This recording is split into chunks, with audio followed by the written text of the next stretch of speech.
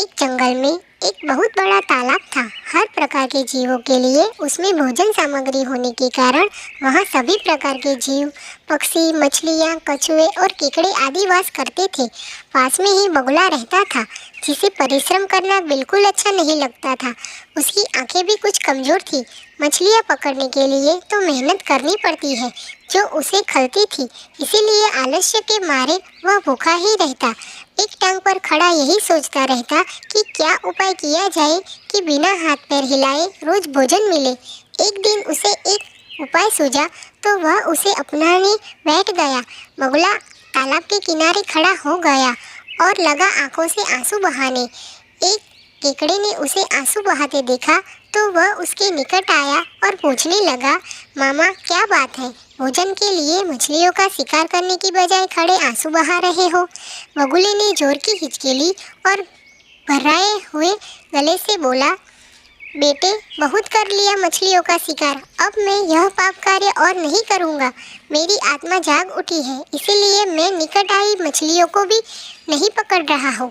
तुम तो देख ही रहे हो। केकड़ा बोला, मामा शिकार नहीं करोगे, कुछ खाओगे नहीं तो मर नहीं जाओगे।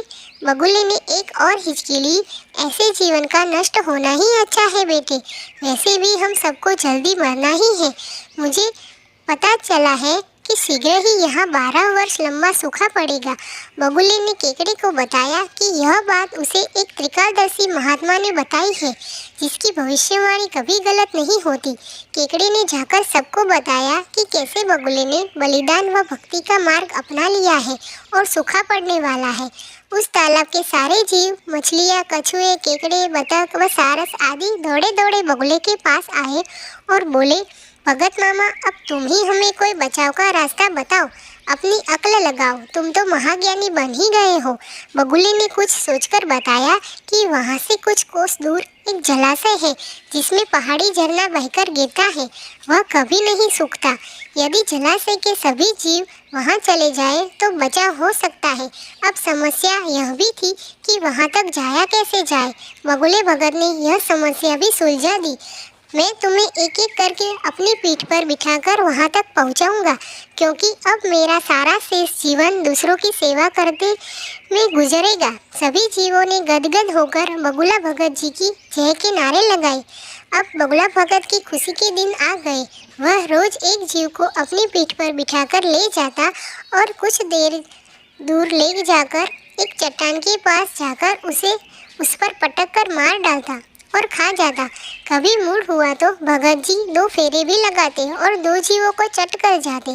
तालाब में जानवरों की संख्या घटने लगी। चट्टान के पास मरे जीवों की हड्डियों का ढेर बढ़ने लगा और भगत जी की सेहत बनने लगी। खा खा कर वह खूब मोटे हो गए, मुख पर लाली आ गई और पंख चर्बी के तेज से चमकने लगे। उन्हें देखकर दूसरे जीव कहते, देखो दूसरे की सेवा का फल और पुण्य भगत जी के शरीर को लग रहा है। बगुला भगत मन ही मन खूब हंसता। वह सोचता कि देखो दुनिया में कैसे कैसे मूर्ख जीव पड़े हैं, जो सबका विश्वास कर लेते हैं। ऐसे मूर्खों की दुनिया में थोड़ी चालाकी से काम लिया जाए तो मजे ही मजे हैं। बिना हाथ पैर हिलाए खूब दावत उड़ाई जा सकती है। संसार से मूर्ख प्राणी कम करने का मौका मिलता है। बैठे बैठे पेट भरने का जुगाड़ हो जाए तो सोचने का बहुत समय मिल जाता है। बहुत दिन यही क्रम चला। एक दिन केकड़े ने बगुले से कहा, मामा तुमने इतने सारे जानवर यहाँ से वहाँ पहुँचा दिए, लेकिन मेरी बारी अभी तक नहीं आई। भगत जी बोले, बेटा आज तेरा ही नंबर लगाते हैं, आजा मेरी पीठ पर बैठ जा। केकड़ा खुश होकर बगुले की पीठ पर बैठ गया। जब वह चट्टान के निकट पहुंचा तो वहां हड्डियों का पहाड़ देखकर केकड़े का माथा ठनका। वह हकलाया, यह हड्डियों का ढेर कैसा है? वह जलाशय कितनी दूर है मामा? बगुला भगत ठां ठां करके खूब हंसा और बोला, मूर्ख वहाँ कोई जलाशय नहीं है। मैं एक एक को पीठ पर बिठाकर यहाँ लाकर खाता रहता हूँ। आज तू मरेगा। केकड़ा सारी बात समझ गया, परंतु उसने हिम्मत न हारी और तुरंत अपने झंबूर जैसे पंजों को आगे बढ़ाकर उनसे दुष्ट बगुले की गर्दन दबा दी और तब तक दबाए रखी जब तक उसके प्राण पखेरु न उड़ गए। फिर केकड़ा बगुले भगत का कटा सिर लेकर तालाब पर लौटा और सारे जीवों के सच्चाई बता दी कि कैसे दुष्ट बगुला भगत उन्हें धोखा देता रहा। सीख यही है, दूसरों की बातों पर आंख मूंदकर विश्वास नहीं करना चाहिए।